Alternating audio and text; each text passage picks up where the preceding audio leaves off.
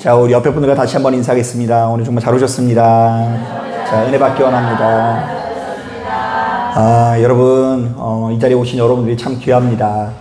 여러분들이 아시는 것처럼 저는 이 주일날 뿐만 아니라 이 수요일, 금요일 날에 당연하게 100명, 200명씩 모이는 교회에서 사역을 해온 게 아니라 항상 이 상가교회에서, 이제 개척교회에서 사역을 해오다 보니까 이 자리에 오신 분들이 그냥 우연처럼 안 느껴지고 얼마나 귀하게 느껴지는지 모릅니다. 여러분, 오늘 오시라고 좀 고생하지 않으셨어요? 우리 정현도 권사님 차 안 막히셨어요? 집에서 오시는데. 우리 정현도 권사님이 은근히 개근상 줘야 돼요. 그죠? 맨 앞자리에서 말씀을 열심히 들어주신 덕분에 제가 이렇게 힘을 내서 말씀을 전하고 있는데요. 아무쪼록 이 자리에 참석한 저와 여러분들의 심령 가운데 주께서 허락하시는 평안과 기쁨이 함께 하시기를 주님의 이름으로 축복합니다. 자, 오늘 우리가 읽은 이 본문에는 한 가지 비유가 나오는데요. 자, 이른바 불의한 청지기의 비유가 나옵니다. 자, 이 사람은 본디 정직하지 않은 사람으로서 주인의 재산을 몰래 빼돌리다가 해고 통보를 받는데요. 자, 그런데 이 불의한 청지기가 머리가 얼마나 좋은지 이때부터 한 가지 꾀를 냅니다. 자, 아무리 생각해도 직분을 빼앗긴 이후에 자신의 처지가 빈궁할 것 같으니까 그때부터 이 사람 저 사람에게 주인의 것으로 은혜를 베풀기로 작정합니다. 자, 그러니까 여러분, 이것이 중요해요. 지 것으로 은혜를 베푸는 게 아니라 누구의 것으로요? 주인의 것으로 은혜를 베풀면 나중에 그 혜택을 자기가 볼 거라는 생각하에 잘리기 전에 최대한 은혜를 베풀자 작정합니다. 자, 그래서 주인에게 빚진 자들을 112 불러다가 그들의 빚을 과감하게 탕감을 해주는데요. 자, 기름 100마를 빚진 자에게는 50이라고 적게 하고요. 그리고 밀 100석을 빚진 자의 빚은 80으로 깎아줍니다. 자, 그런데 놀랍게도 예수께서는 이 불의한 청지기를 책망하세요? 아니면 칭찬하세요? 예, 칭찬하시는데요. 자, 8절을 보니까 어떤 면에서 세상의 사람들이 하나님의 백성보다 훨씬 더 지혜롭고 현명하다라고 인정하십니다. 자, 왜냐하면요, 물론 이게 좋은 동기는 아니지만, 자, 그들은 누군가를 자신의 편으로 만들기 위해서 우리 예수 믿는 사람들보다 훨씬 더 적극적일 수 있다는 거예요. 여러분, 세상 사람들도 누군가 자기에게 필요하다고 생각하면 그에게 은혜를 베푼다, 안 베푼다? 예, 그래서 여러분 혹시 이런 얘기 들어보셨어요? 내가 필요할 때는 간이고 뭐고 쓸개고 다 빼줄 것처럼 얘기한다. 이게 이제 세상 사람이라고 하지 않습니까? 자, 그러니까 예수 믿는 우리들은 정말 의로운 뜻을 품고 있는데도 불구하고 이제 그렇게 적극적이지 않은데 세상의 사람들, 악한 사람들이 오히려 그 자기의 뜻을 이루기 위해서 은혜를 베푸는 자의 위치에 있다라는 것입니다. 자, 그렇다고 이것을 오해해서는 안 되는데요. 자, 예수 믿는 우리들이 가는 곳곳마다 주인의 것을 훔쳐서 은혜를 베풀면 안 되겠죠. 자, 그런데 이 본문 안에는 우리가 이것을 해석을 잘 해야 되는데요. 이 본문은 크게 세 가지의 의미가 있어요. 자, 첫째, 지금 내가 남들보다 가진 것이 있다면 그것은 나의 것이 아니라 누가 주신 거라고요? 예, 아버지 하나님께서 주신 것이다라는 메시지가 담겨 있어요.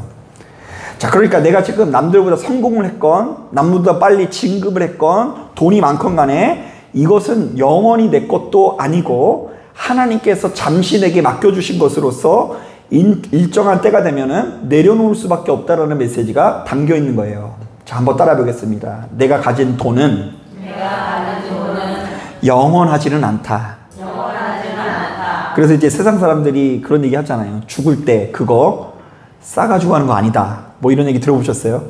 그러니까 지금 내가 가지고 있는 모든 성취, 우리 지금 살고 있는 집이든 차든 아름다운 옷이든 백이든 간에 그것이 아무리 나에게 귀한 것 같을지라도 그것은 영원하지 않고 하나님께서 내게 잠깐 맡겨주신 것이다라는 메시지가 담겨 있고요. 자, 그런가 하면 두 번째로, 그러므로 예수 믿는 우리들은 하나님께서 주신 것으로 끊임없이 은혜를 베풀면서 친구를 사귀어야 된다라는 메시지가 담겨 있어요. 자, 한번 따라해 보겠습니다. 너희는 아버지께서 주신 것으로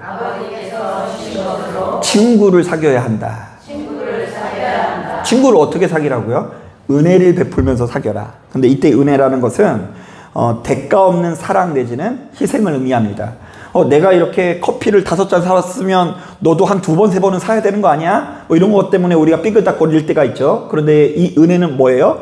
내가 가지고 있는 것 자체가 누가 주신 것이기 때문에, 예, 내가 가지고 있는 게 아니라 하나님께서 주신 것이기 때문에 하나님께서 주신 것으로 주변의 많은 사람들에게 끝없이 은혜를 베풀면서 좋은 관계를 맺는 것이 우리에게 주어진 의무라는 것입니다. 자, 그리고 마지막 3번째로 어떤 메시지가 담고 있냐면요, 너희들이 일평생 하나님께서 주신 것으로 좋은 것을 심고 주변 사람들에게 끊임없이 나눠주는 사람이 되면 언젠가 때가 되었을 때 반드시 좋은 것을 누린다라는 메시지가 담겨져 있어요. 자, 그런데 흥미로운 것은 이 누가복음 독특하게도 이 13절에 나와 있는 예수 믿는 우리들이 하나님과 재물을 겸하여 섬길 수 없다라는 것은 결국 성도는 영원하지 않는 재물을 한없이 쌓아두지 말고 주변의 많은 사람들에게 은혜를 베풀어서 친구가 되어 주어야 한다라는 의미가 담겨져 있어요. 이게 독특한데요. 너희는 하나님과 무엇을 겸하여 섬기지 말라? 재물을 섬기지 말라. 겸하여 섬기지 말라 이러는데, 이게 이제 다른 말씀에서는 우리가 하나님을 돈보다 더 사랑해야 된다 이런 관점에서 해석했다고 한다면, 누가복음에서는 뭐라고 하고 있다고요?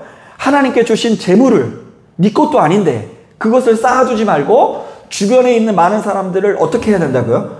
먹이고 입히고 은혜를 베풀어서 그들에게 좋은 친구가 되어줘야 된다는 메시지가 담겨 있는 거예요. 사실 여러분, 생각보다 많은 성도님들이 어떤 생각을 가지고 있냐면요, 우리가 하나님을 아끼고 사랑할수록 사람을 좀 멀리해야 된다고 생각하는 경향이 있어요. 자, 이른바 성도는 이 죄 많은 이 세상과 거리를 두고 떨어져 있어야 하고, 사랑과의 만남이나 모임은 무조건 악하니까 그저 골방에 들어가 기도하거나 교회 가서 예배만 드려야 한다라고 이 생각을 합니다. 그래서 이제 제가 얼마 전에 그 친구한테 재밌는 이야기를 들었는데요. 그 교회 권사님이 이렇게 이제 어디에서 이제 그 음악을 듣고 계신데, 이제 동네 산책을 하다가 이제 마주친 거예요. 근데 이제 교회에서 너무 누구보다도 기도 많이 하시는 이제 권사님이신데, 이제 산책하는 가운데 어떤 음악을 듣고 있나 이렇게 봤더니 임영웅 노래를 듣고 있더래요. 그래가지고 우리 그 목사님이 그냥 아무 생각 없이 지나가다가 권사님 임영웅 되게 좋아하시나 봐요. 그랬더니 어머나 깜짝이야, 아이고, 이러면서 막 들켰다고 막 그런 느낌을 이렇게 얘기하더라고요. 그러니까 이제 교회에서 기도 많이 하시는 권사님은 임영웅 노래를 들으면 된다, 안 된다? 된다. 네, 저는 된다고 얘기 안 했어요. 아직은 얘기 안 했어요. 근데 이제 그것을 이제 몰래 다 들어놓고 미스터 트롯, 비스트롯 다 집에서 보면서 여기 와서는 안 본 척 하지 않습니까? 그 옛날이야 뭐 시간 맞춰가지고 그거 뭐 이게 나오는 시간까지 기다려가지고 그것을 막 못 보면은, 그러니까 뭐 비디오 녹화를 해서라도 보고 이러는데, 지금은 언제도 볼 수 있으니까 이 자기가 원하는 프로그램을 다 보고 즐기면서도 교회를 다니는 우리들끼리는 쉬쉬하는 경향이 있어요.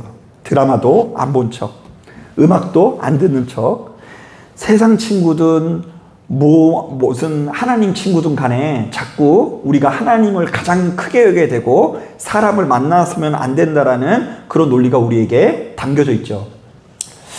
자, 그런데 오늘 우리가 읽은 본문은 교회를 다니는 우리는 하나님과 깊이 교제할수록 더 많은 사람들과 친구가 될 수 있어야 된다고 권면합니다. 자, 하나님을 믿기 전에는 나밖에 몰라서 손을 펴지 못했어요. 그래서 주변 사람들이 말하길, 저 인색한 인간, 별로 상대하기 싫은 인간. 그리고 이 마주하기 전에는 이 저밖에 몰라가지고 지만 잘나고, 얘기를 가만히 들어보면 지는 선생이고 나는 학생이에요.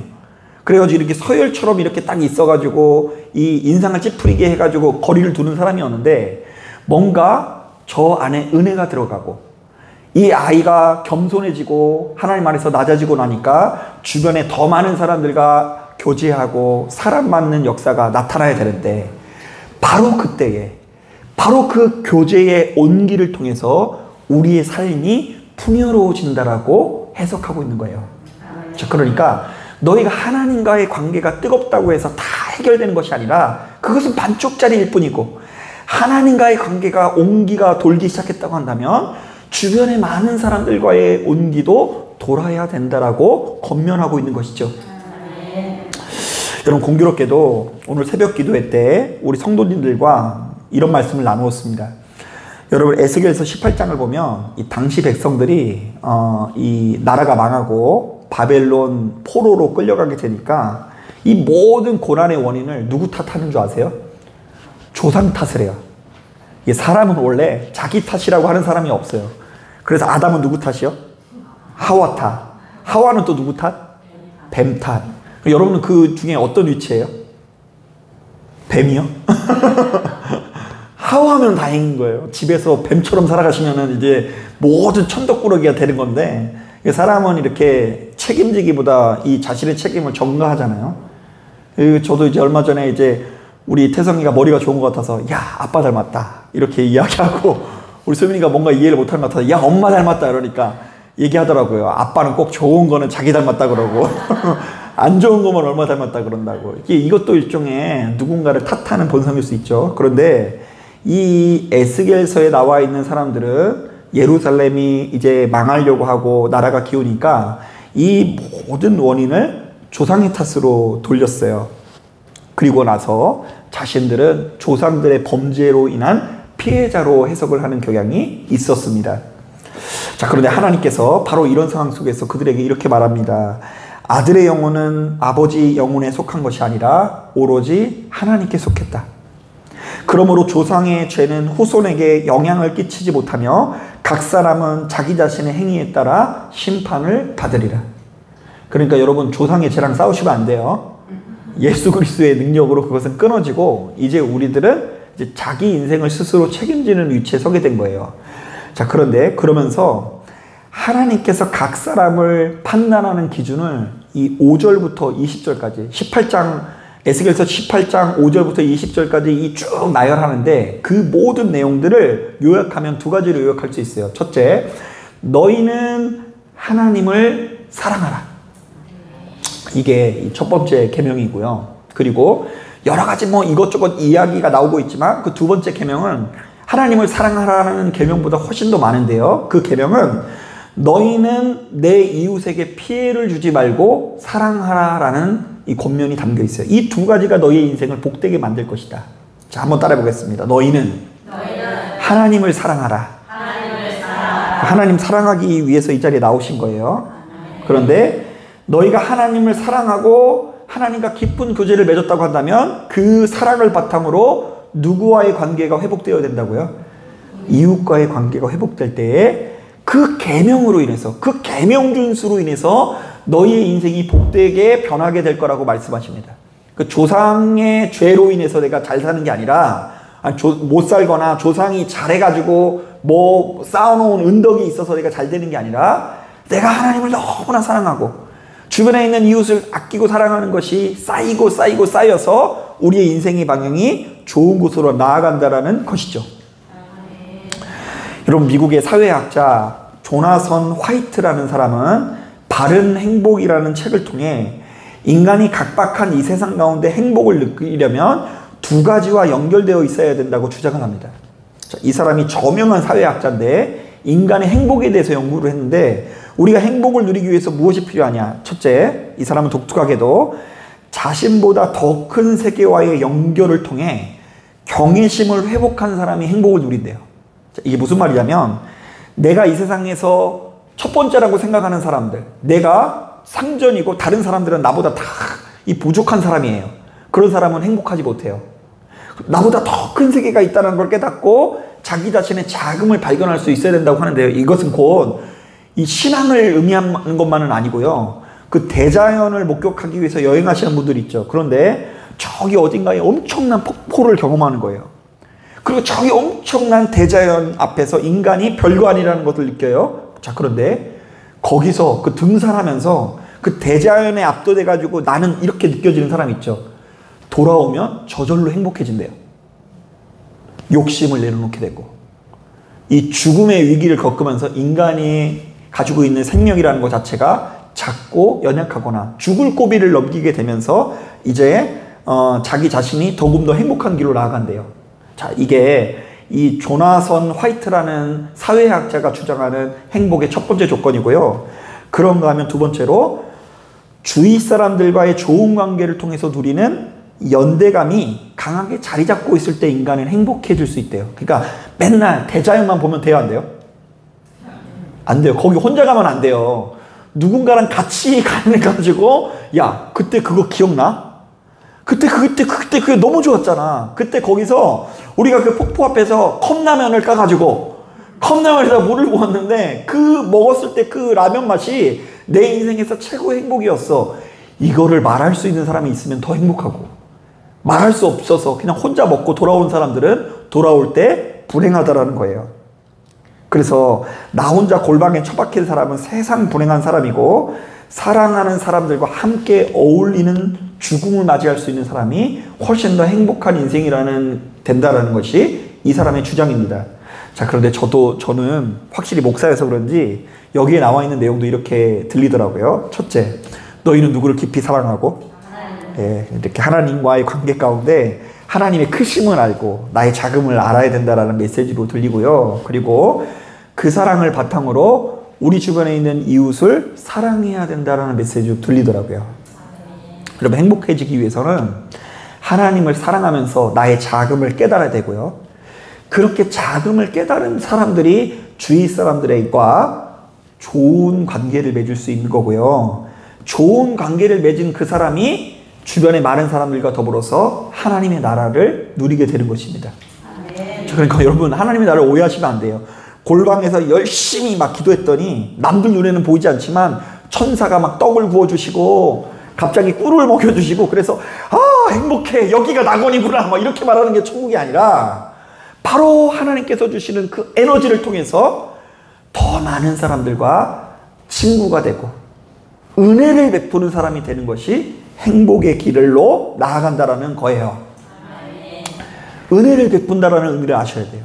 대가 없고 조건 없고, 이 사람이 못나고 부족할지라도 맞서고 대적하는 게 아니라 한없이 품어주시는 하나님의 사랑을 닮은 사람이 되어 있는 것을 의미하는 것입니다. 자, 예수께서는 오늘 우리가 읽은 본문을 통해서 바로 이것을 분명히 말씀하시는데요. 자, 우리 다 같이 10절 말씀 같이 한번 읽어보겠습니다. 10절 말씀 보면 이런 말씀이 있어요. 한번 같이 읽어보겠습니다. 시작. 지극히 작은 것에 충성된 자는 큰 것에도 충성되고, 지극히 작은 것에 불의한 자는 큰 것에도 불의하니라. 자, 이때 작은 것에 동그라미를 쳐야 되는데요. 이때 이것은 뭐냐면 내게 맡겨진 별거 아닌 일에 충성하면은 큰 일을 감당할 수 있다는 의미가 아니라, 이때 이 지극히 작은 것은 전후 문맥을 고려할 때 재물을 의미해요. 재물. 여러분, 제 말이 틀린 것 같아요? 아니면 좀 맞는 것 같아요? 네, 재물을 말해요. 재물을. 지극히 작은 것은 재물을 말해요. 그래서 재물을 가지고 이 주변에 많은 사람, 재물을 참 별거 아니면 게 여기면서 많은 사람들에게 쓰는 사람을 말하는 거예요. 그 재물을 별거 아닌 것을, 이 재물을 이렇게 쓰는 사람을 말하고요. 여기서 큰 것은 하나님 나라의 가치를 말합니다. 영원한 생명을 의미합니다. 그러니까 재물이라는 지극히 작은 것을 어떻게 다루느냐에 따라서 곧 우리의 믿음과 인격을 드러내는 기준이 된다라는 말씀을 하시는 거예요. 그러니까 여러분, 이렇게 예수 믿으면 믿을수록 자꾸 이 돈을 지배할 수 있어야 돼요. 돈 때문에 너무 부들부들 거리시면 안 되고, 돈을 가지고 그것을 지배하고 이 사람 저 사람에게 돈을 가지고 이 별거 아닌 것처럼 여기면서 뿌리고, 뿌리는 거 너무 심했나요? 주변에 많은 사람들에게 은혜를 베푸는 자가 될 때 하나님 나라의 가치도 누릴 수 있다는 의미로 오늘 본문을 해석해야 돼요.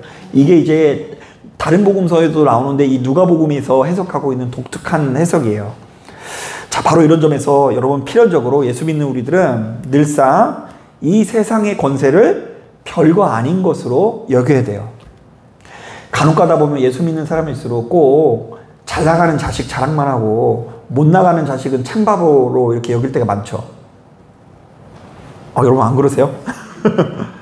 그럼 막 이렇게 막 우리 집안에 있으면 그 막 잘 나가는 애들, 어이구 우리 집 대들보. 근데 막 못 나가는 애 있으면 으이그 그냥 엄마가 막 그렇게 기도하는데 말이야, 그냥 기도값도 못하고 그냥 우리 집 수치 먹물 막 이렇게 막 굉장히 이렇게 안 좋게 여길 수 있는데, 이 세상에서 얼만큼 권세를 누리느냐를 물론 우리가 자녀가 잘 되기를 바라지만 그럼에도 불구하고 우리는 믿음의 힘으로 별거 아닌 것으로 여길 수 되고요. 이 세상에서 성공하고 출세하는 것도 참 별거 아닌 것으로 여기면서 하나님께서 내게 잠시 맡겨주신 것을 가지고 우리의 이웃을 아끼고 사랑하기 위해서 노력해야 된다는 의미입니다. 그러니까 이제 누구 어려운 사람 도울 일 있으면 도와주세요. 웬만하면 도와주시고, 그 주변에 많은 사람들 밥을 얻어먹을 기회도 있고 사줄 기회도 있으면 될 수 있으면 어떻게 해야 된다고요? 좀 너무 부담이에요? 될 수 있으면 사줘요. 너무 거창한 거 안 사면 되잖아요. 거창한 거 안 사면 되니까 이 사주는 사람이 되고요. 그리고 이 이왕이면은 이 사람은 이래서 문제더라, 저 사람은 저래서 문제더라, 이런 세계관이 있으면 불행해지니까 나는 이래서 부족한데 그래도 쟤는 나보다 나은 것 같다. 자꾸 이런 마음을 이렇게 우리는 가져야 된다는 것입니다. 자, 예수께서는 분명히 오늘 말씀을 통해서 우리의 삶의 방향을 분명히 묻고 계십니다. 자, 우리는 그분의 종으로서 과연 어떤 청지기의 모습으로 이 땅을 살아가고 있을까? 재물과 시간, 기회와 은사라는 것을 하나님께서 우리 모두에게 공평하게 나누셨는데 그 모든 것들을 단지 내 유익만을 위해서 쓰고 있는 것은 아닌지 돌아보십시오. 아니면 내가 가진 모든 것들이 사실은 누구의 것으로서? 하나님의 것으로서 우리 주변의 많은 사람들에게 기꺼이 나누는 삶을 살아가고 있는지를 돌아봐야 돼요. 그 하나님의 일을 위해서 혹은 주변에 고통받는 누군가를 위해서 내가 얼만큼 나의 것을 나누고 공유하고 있는가? 예수께서는 오늘 우리에게 이렇게 말씀하십니다. 너희는 불의한 재물로 친구를 사기라. 재물 자체는 불의하지만 지금 여기 나와 있는 불의한 청직이 지금 인심을 막 쓰고 있는데 이거 지 거예요? 아니면 주인 거예요? 주인 건데 막 성신 막 다 쓰고 있어. 다 쓰고 있어요. 빚도 막 다 탕감해주고. 그런데 이 불의한 재물로 그럼에도 불구하고 우리 주인 되신 하나님의 것을 가지고 친구를 사기라. 다시 말해, 내가 너희에게 잠시 맡긴 것으로 한 영혼과 좋은 관계를 맺기 위해서 노력하라. 이런 메시지가 담겨 있는 거예요. 자, 여러분, 저는 이 말씀을 이렇게 준비하면서 사실은 되게 고통스러웠어요. 왜냐하면 안타깝게도 저는 바로 이것을 제대로 깨닫지 못하고 오로지 하나님 앞에서만 올바른 사람이 되기 위해서 그동안 노력해왔던 것 같아요. 이게 이제 아주 오랫동안, 그러니까 이제 불의한 재물로 누군가의 친구가 되어줄 생각 못하고 누구에게만 충성하려고 그랬다고요? 하나님에게만. 그래서 하나님께 더 많이 기도해야 된다는 것, 말씀 묵상해야 된다는 것, 그리고 하나님 안에서 더 영감 있는 설교를 해야 되는 되기 위해서 노력은 했는데요. 이 과정에서 주변의 이웃을 제대로 섬긴다든지 더 나아가서 친구를 사귀지 못했다라는 생각이 듭니다. 도리어 어줍잖은 자만심, 교만을 가지고 이 사람 저 사람을 참 아프게 하고 힘들게 했던 기억들이 떠오르더라고요. 자, 그러니까 내가 하나님과의 관계가 좋으려고 노력하다 보니까 나같지 않은 사람들은 다 마음에 안 들고, 그러다 보니까 하나님께서 사실은 정말로 좋은 친구를 사귈 수 있는 기회를 지금까지 너무 많이 주셨거든요. 그런데 다 상처 줘서 돌려보낸 경우가 많아요. 저만 그런 척 하는데 지금 여러분들 잘 생각해 보세요. 지금 여러분들이랑 하나님께서 좋은 친구로 보내주신 분이 많이 있을 수 있는데 이 사람은 이래서 떠나보내고 저 사람은 저래서 떠나버려서 우리 인생이 지금 풀 한 폭이 나지 않는 황무지와 같을 수 있는데요. 제가 요즘 그렇게 느낄 때가 참으로 많다라는 거예요. 이게 그래도 저는 은혜라고 생각하는데, 예수를 제대로 몰랐으면은 그냥 모르고 끝까지 쟤네들이 다 잘못했어, 나 빼고 다 나빠, 이러고서 죽을 수 있는데, 그래도 나의 문제를 발견한 것에 감사는 하고 있어요. 자, 여러분, 우리가 바로 이런 종류의 신앙에 머물면 결단코 생명을 누릴 수 없고요. 더 나아가서 기도는 기도대로 하고 신앙생활은 신앙생활대로 하고 아주 고통스러운 삶을 살아가게 될 수 있습니다. 이게 정말 제가 그래서 진심을 가지고 여러분들에게 말씀을 드리고 싶은 거예요. 자, 그러므로 여러분 이 전제를 가지고 하나님을 잘 믿었더니 돈을 잘 벌었다? 이 법칙에서 좀 벗어나야 돼요. 돈을 별거 아닌 것으로 여기십시오. 그것은 우리의 것이 아니라 하나님께서 주신 것으로서 우리를 영원히 책임져 주지도 않고 가지고 갈 수도 없어요. 하나님께서 주신 것을 움켜쥐고 있지 말고 이 사람 저 사람에게 은혜를 베푸는 사람이 되십시오. 그러니까 하나님께서 우리에게 좋은 것을 주신 이유는 주변 사람들에게 자랑하거나 군림하라고 준 게 아니라 은혜를 베풀려고 준 거예요. 여러분 왜 부자가 됐다고요? 이 사람 저 사람 베풀려고 준 거예요. 여러분들이 아무 조건과 대가는 없이 아주 오랫동안 누군가에게 베풀거나 기다리거나 오래 참는 삶을 살지 않으면 여러분 주변에 풀 한 폭이 나지도 않을 뿐더러 고독과 외로움에 시달릴 수밖에 없어요. 물론 이유는 있어요. 그렇게 내가 화를 내고 사람들을 멀리하는 이유 다야 정당해요. 분명히 이유는 있어요. 그러나 이상하게 올바른데 고통스럽고 메마르고 고독하게 느껴질 거예요. 어떤 면에서 여러분 교회도 역시 엄연히 따졌을 때는 하나님을 만나러 나오는 것이기도 하지만 좋은 친구와 사람을 만나기 위해서 나오는 것이기도 합니다. 사실 여러분 집에서 나 혼자 기도할 수 있어요? 없어요? 기도는 혼자서 할 수 있어요. 여러분 더군다나 요즘 시스템이 참 잘 돼 있어요. 코로나 이후로 우리가 얼마나 좋은 시스템에서 살고 있는지. 우리만 이렇게 후지게 핸드폰 하나 갖다 놓고 지금 방송을 하고 있지. 웬만한 그 1000명 이상 되는 교회들은 방송국 장비보다 더 좋아요. 안 믿으시는 분들 있대요. 실제로 여러분 1000명 이상만 되는 교회 가보면요. 스피커가 방송국보다 더 좋고요. 뭐 수억 원짜리 막 그냥 뭐 하모니 오케스트라 이런 데서 쓰는 거 최고급으로 갖다 놔요. 목사님이 그냥 할렐루야 이러면 거기서 에코 올려가지고 은혜 받게 하려고. 최첨단으로 해놓습니다. 방송 시스템도 마찬가지예요. 그런데 여러분 예배 드리는 거 어떤 면에서 집에 가서 나 혼자서도 할 수 있죠. 자, 그런데 하나님께서 굳이 이렇게 연약한 우리들을 집에서 방송으로 예배 드리게 하지 아니하시고 한 교회로 부르신 이유는 무엇일까요? 자, 여러분 저는 이것을 가장 잘 설명하는 말씀이 에베소서 2장에 나온다고 생각을 하는데요. 에베소서 2장을 보니까 이런 말씀이 있어요. 한번 들어보세요. 그의 안에서 건물마다 서로 연결하여 주 안에서 성전이 되어가고. 한번 따라해 보겠습니다. 주 안에서 성도들마다 서로 연결되어 성전이 되어가고. 그냥 성전이 아니라 어떤 성전이래요? 연결된 성전이에요. 이거는 저는 관계성을 의미한다고 봐요.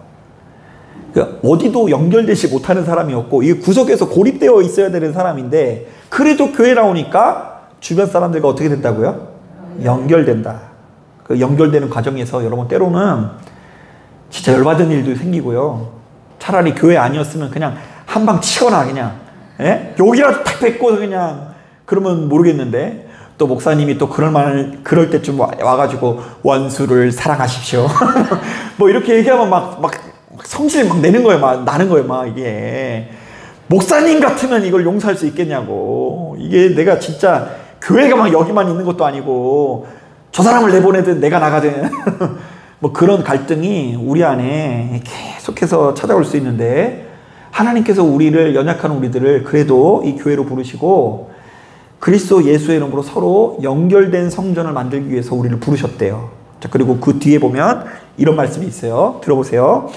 너희도 성령 안에서 하나님이 거하실 처소가 되기 위하여 그리스도 예수 안에서 함께 지어져 가느니라. 자, 여러분 성전은 하나님의 성령, 그러니까 하나님께서 보내신 성령이 우리 안에 머무는 게 성령인데 그 성전으로 우리가 함께 어떻게 된다고요? 지어져 가느니라. 이미 완성됐다 이런 표현은 하나도 없어요. 저는 저대로 목사로서 지어져 가고 있는 거겠죠. 저 나름대로 지금 저에게 맡겨진 그 사명을 감당하기 위해서 나름 노력하고 있어요.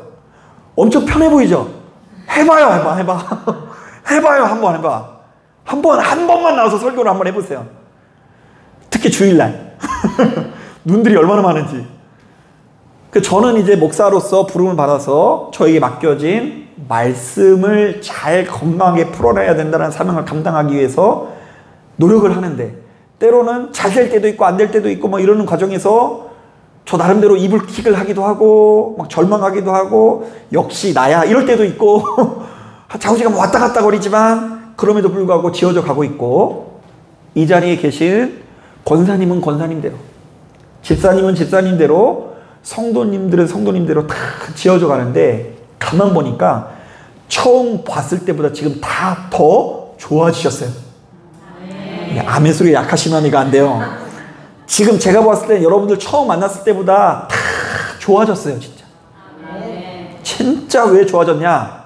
성령 안에서 성령께서 우리 안에 머무는 초소로서, 처음엔 아니었는데 오늘 금요일날 말씀에는 이 말씀을 이렇게 해서 조금 더 짚고, 주일날 또 전할 말씀이 또 있어요. 내 안에 말씀이 머물면 또 뭐 죽음을 이긴다 뭐 이런 말씀인데, 그게 또 이렇게 쌓이고, 그리고 때로는 이 교회 생활 하다 보면 저 사람이랑 머리만 끄댕이만 안 잡았지 지지고 볶고 이러는 과정에 또 지나고 나서, 그래 다음부터는 좀 이렇게 말하면 좀 다음번에는 이렇게 지혜롭게 말해야지 뭐 이렇게 좀 배우기도 하고, 그리고 또 내가 경험한 것이 아니라 다른 사람의 모습을 간접적을 통해서 보면서 이런 모습은 교회가 아니구나 하면서 우리 모두가 함께 지어져 가는 것입니다. 자, 주님께서는 우리의 눈에 잘 보이지 않지만 연약한 우리들이 함께 연결되고 함께 지어져 가기 위해서 우리를 한 교회로 부르셨다라고 에베소서 말씀을 통해서 말씀하십니다. 여러분, 복음은 이렇듯 우리를 연결시켜주고, 은혜는 우리로 하여금 화목한 자가 되게 해서 궁극적으로 함께 지어져가는 성전이 되게 하신다는 것을 여러분 반드시 기억하셔야 될 줄로 믿습니다. 그래서 여러분, 믿음이 아무리 좋아도 자기가 정말로 아끼고 사랑하는 교회를 남기지 못하는 신앙은 규모와 상관없이, 그 교회의 규모와 상관없이 그 신앙의 색깔을 한번 돌아봐야 돼요. 그러니까 이런 분들 많아요. 요즘 돌아다니다 보면 제가 이제 목사인 거 알고 그러면 뭐 음료수 같은 거 하나 줘요. 누군가가 음료수 같은 거. 그 어제도 이제 식사하는데 혹시 목사님이세요? 그래서 뭐 음료수를 주더라고요. 그래가지고 감사한데, 그분이 이렇게 물어보면은 다 그런 분들은 교회를 옛날에 다녔어요. 그래서 아유 예수님 믿으세요? 이러면 뭐라고 할까요? 믿는데요. 예수는 믿는데 다만 교회를 안 나간대. 얼마나 안 나가냐고 물어봤더니 10년 안 나갔대요. 그런데 자기는 누구를 믿는다고요? 예수를 믿는데, 근데 그게 어떻게 예수를 진짜 믿는 믿음인가? 자, 그 믿음이 진짜 믿음인 걸 보여야 되고요. 또 우리 주변에 사실 보면은 교회들이 엄청 많아요. 자, 근데 교회들이 엄청 많은데 그 모든 교회를 똑같은 교회로 여기는 것도 좀 문제 아니겠어요? 자기가 오랜 기간 동안 섬겨 나가면서 그 교회에 정도 쌓이게 되고, 기도한 추억도 생기게 되고, 거기 안에서 지지고 볶고 눈물 흘리고 송구영신 예배 때 윷놀이도 하고, 그리고 또 안수기도 받았던 기억도 쌓이고, 그리고 그 수치스러운 여러 가지 실수했던 것도 기억이 나고, 이러면서 이게 우리 인생의 일부처럼 느껴져서 이제 정말로 이 교회가 하나님께서 나에게 맡겨주신 교회구나라는 그런 믿음이 있을 때에 규모와 상관없이 행복한 신앙생활을 할 수 있는 거더라고요. 실제로 여러분, 찜질방에서 교회 욕 좀 하지 마세요. 제가 찜질방 갔다 앉아있는데 그 목사는 말이야, 목사도 아니고 말이야, 설교가 그게 뭐야 이러면서 전에 목사님이 설교가 더 좋았다고, 자기들은 조용히 이야기하는데 거기서 에코가 어디가지고 거기 안에 있는 사람이 다 듣고 있어요. 막 아무개 교회 막. 교회 크어도 그곳이 하나님께서 내게 맡겨주신 교회라는 그런 어떤 그 사랑이 없고, 그리고 그냥 내가 나가긴 나가지만 그냥 어쩔 수 없이 갈 데 없어서 간다, 이런 사람들은요, 그 교회를 통해서 행복을 누리지 못해요. 제가 아까 뭐라 그랬어요? 주 안에서 연약한 건물들이 서로 연결되어지고, 그리고 성령께서 우리 안에 머물므로 말미암아 그리스도 예수 안에서 함께 지어지는 성전, 그것이 저는 우리 예진교회가 되기를 소망하고 있어요. 때로는 이제 저도 이러한 성전을 추구해야 되는데 자꾸 보여지는 것에 치우쳐요. 이게 저의 고민이에요. 요즘은 어떤 고민이냐면요, 근회에 나오시는 분들은 좀 말해도 될 것 같아서 말씀드리면, 뭐냐면, 하나님 도대체 왜 젊은 사람들이 안 오는 겁니까? 막 이런 고민을 가지고 있어요.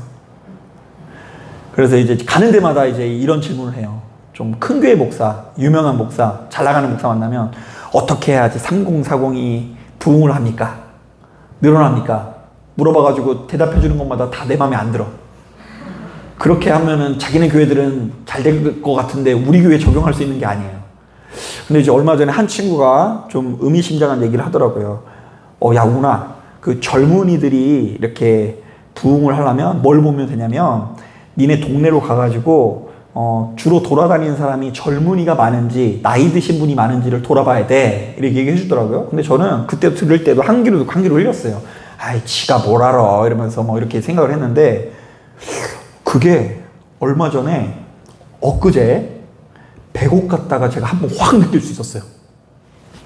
그날 제가 점심에 이렇게 산책 다니면서 돌아다녔는데 만나시는 분들마다 다 60대 이상만 만났거든요, 이 정왕동에서. 백옥에 갔더니 야, 다 20대 30대예요. 그래가지고 제가 생각을 고쳐 먹었어요. 아, 하나님, 우리가 3040 20대가 늘어나기 위해선 백옷으로 가야 되겠군요. 그런데 우리 교회가 여기 있으면 하나님 보내주시는 영혼을 젊은이로 여기겠습니다. 그래서 지금 여기 앉아 계신 분들은 제 눈에는 다 젊은이로 보이고요. 실제로 우리 정현도 권사님 머리 흰머리 하나 없어요. 저보다 더 흰머리가 없으세요. 얼마나 그냥 누가 염색을 해주셨는지. 여러분, 시간이 지나면 지날수록 우리 육신의 옷을 입고 있는 우리들은 세상의 성공 신화와 결합이 돼서 여러 가지로 우리가 섬겨야 되는 이 주님의 몸된 교회를 자꾸만 판단하고 재단을 합니다. 젊은 층이 늘어나야 된다. 누가 몰라요? 그럼 어떻게 하는지 한번 데려와 보라고. 여러분, 교회가 지하에 있는 것보다 지상에 올라가는 게 낫다고요? 알아요. 모르는 거 아니에요. 그런데 돈이 필요하잖아요. 돈 내라고 해야 되잖아요. 돈 내라고. 그래서 그런 말이 이렇게 올라왔다가도 기도로 억누르는 것이 진짜 목회 아니겠어요? 차마 얘기 못하겠죠. 저는 그렇게 생각해요. 진짜 차라리 하나님께서 정말로 이 교회 주인 되시는 분이면 하나님께서 정하신 만큼 알아서 이 교회에 수명이 정해져 있는 거고, 그 이후에 어떤 모습으로 목회할지를 우리가 너무 인간의 생각으로 재단하거나 판단하거나 그리고 계획할 필요도 없다. 계획대로 되는 거 하나도 없어요, 여러분. 그냥 오늘 말씀을 귀 기울이면서 여러분 이거 하나만 여기시면 됩니다. 주께서 내게 주신 것으로 이곳저곳에 은혜를 베풀면서 좋은 친구를 사귀시기 위해서 노력하십시오. 네, 친구한테 뭘 베풀어야 된다고요? 은혜를 베풀어야 돼요. 은혜는, 여기서 은혜는 하나님께서 우리에게 주시는 선물이 은혜예요. 우리는 연약하지만 하나님께서 조건도 없이 대가도 없이 주시죠. 그런데 그 은혜를 누가 흉내내야 된다고요? 우리가 흉내내야 되는 거예요. 자꾸 세상에 하나님께서 주신 이 선물을 자꾸 자랑하지 마세요. 나 지금 예수 잘 믿었더니 이렇게 뭐 복을 누리고 부자가 됐고 뭐 기업이 잘 되고 그렇게 접근을 하면, 우리나라 전 세계 세계 부호 이렇게 하면은요, 이슬람에 더 많아요. 석유 부자 막 이런 사람들. 하나님 알라 믿는데도 더 잘 되면은 뭐 이재용 회장의 1000배 잘 사는 부자들이 이슬람에 있으면 거기 사람들이 뭐 우리 알라가 더 크다 이렇게 얘기하면 할 말이 없는 거잖아요. 우리가 추구하는 복이 그런 게 아니에요. 하나님께서 우리에게 주신 것이 무엇이든지 참 그것이 영원하지 않고 하나님이 영원하다라는 믿음의 고백을 가져야 되고요. 그걸 가지고 주변의 많은 사람들에게 은혜를 베풀면서 좋은 친구를 사귀셔야 돼요. 이거는 비우상하는 것을 좀 뛰어넘을 수 있어야 된다는 얘기예요. 이 사람은 이래서 마음에 안 들고 저 사람은 저래서 마음에 안 들고 이것도 뛰어넘고, 이 사람은 이래서 연약하고 저래서 연약한 것을 뛰어넘고 은혜로 이 관계가 회복되어지는 역사를 누려야 된다. 여러분, 바로 그때에 우리 인생의 고통과 괴로움을 넘어서서 진정한 천국을 누릴 수 있다는 걸 믿으시는 저와 여러분들이 되기를 주님의 이름으로 축복합니다. 자, 기도하겠습니다.